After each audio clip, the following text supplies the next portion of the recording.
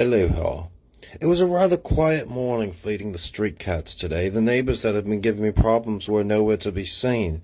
It seemed to be they'd been awake for 3 days straight, still going to work, but apparently not sleeping and outside partying.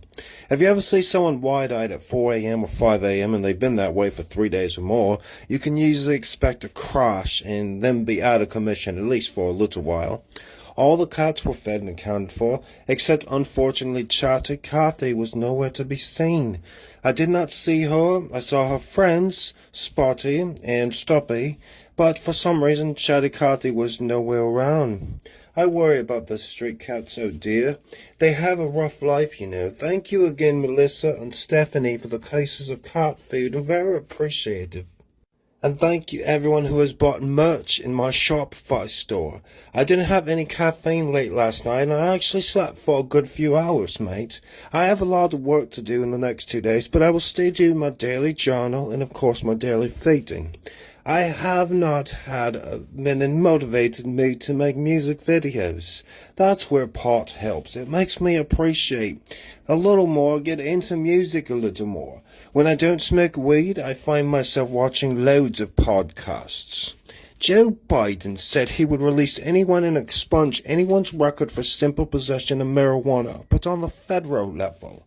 I questioned this when I heard it. So, when Joe Biden said he's going to pardon anybody serving federal time for pot, that means he's pardoning nobody, because not a single person is serving time for marijuana possession on a federal level.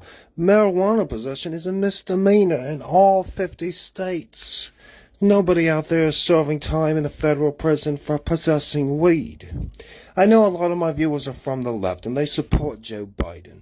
And I'm actually an independent. I give both sides a hard time. I'm all over the place on many issues. I won't ever vote Democratic or Republican, never again in my life. But I try and vote every time. I support the environment. I support high gas prices.